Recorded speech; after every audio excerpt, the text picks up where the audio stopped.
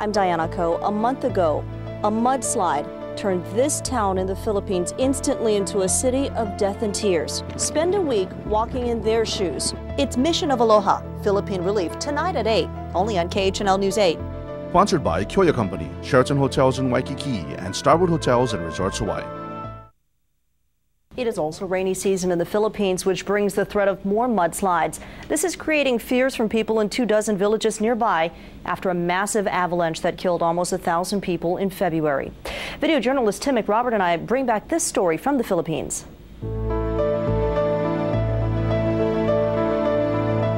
This may be the biggest landslide in the area, but it's definitely not the only one.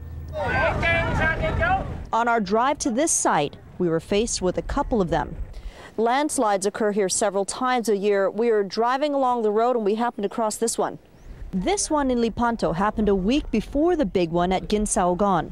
A few miles down the road in the neighboring Hindagan village, we found a second landslide which occurred the same day as the one in Lepanto. This is a map of the municipality of Sogod. 19 of its 45 villages, or barangays, must evacuate when it rains heavily. The red lines indicate which ones are on high alert. The entire province is really affected with heavy rain.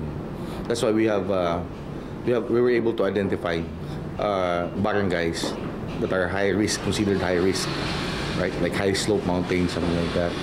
The entire province is really in high risk right now. The villagers go to evacuation centers. We advise the people, which they belong that area, to evacuate. Right, to transfer them in a safer place. Tan shows the size of the cracks in the mountains in his district. Many are at least 1 meter wide. So anytime, when heavy rains, that may collapse anytime. This is part of my series of stories and blogs from the Philippines airing right here on News 8. We have stories of recovery and compassion that ends with an all-new stories featured in a half-hour special tomorrow at 8 p.m. called Mission of Aloha, Philippines Relief. Looking forward to that special.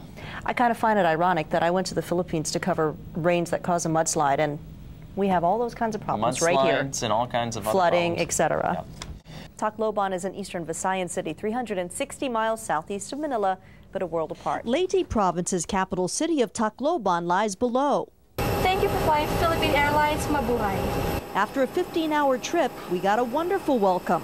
Hi, welcome to the Philippines.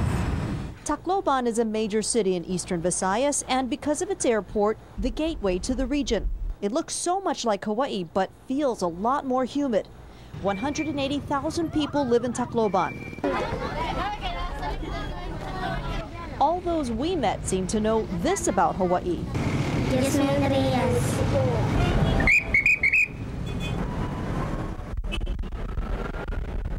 Driving through the city, you'll see a lot of these red tricycles for rent as taxis,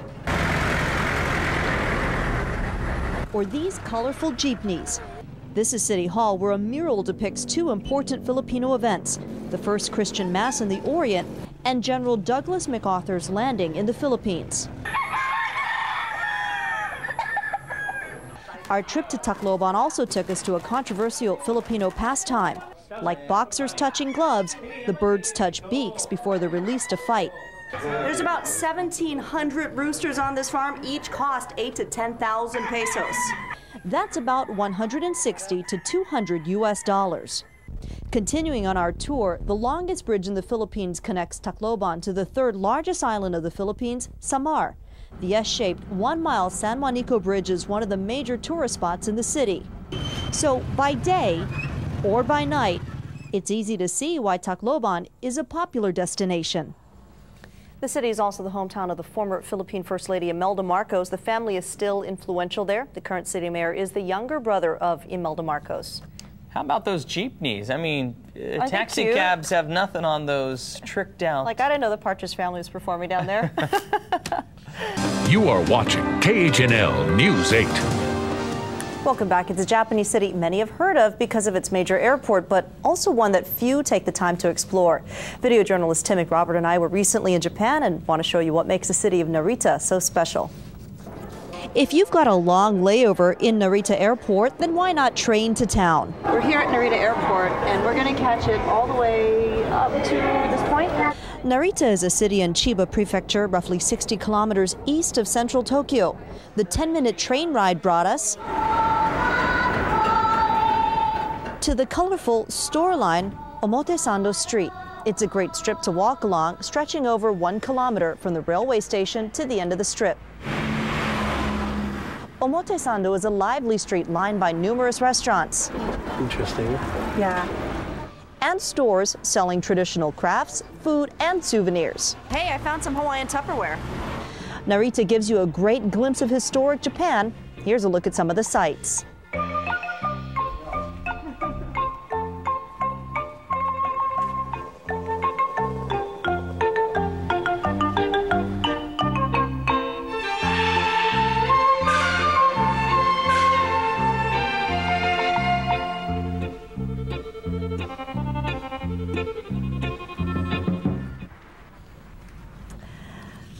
Narita's main tourist attraction is Narita-san, a popular and old Buddhist temple which was closed when we visited.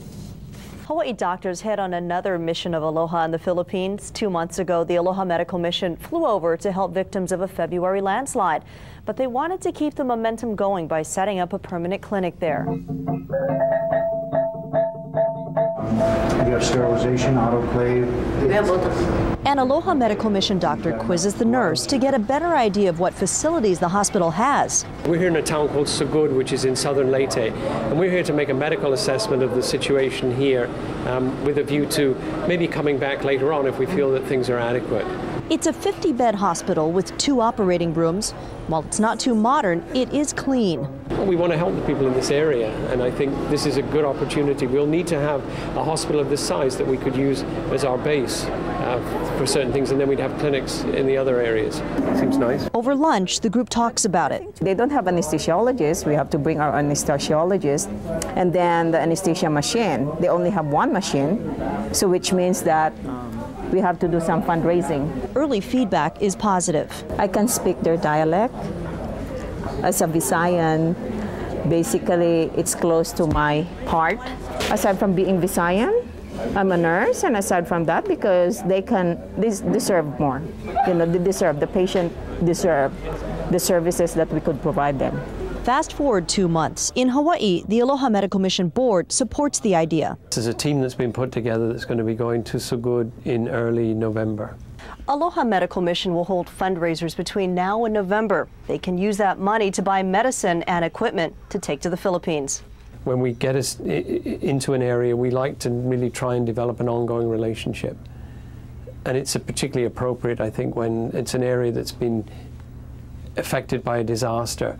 It's like something we can do as a positive out of a very awful experience. If this visit goes well, it's likely they'll be returning often. It's a very rewarding experience. Thanks to video journalist Tim McRobert, who went on the trip with me. The people who go on the missions pay for the entire trip themselves.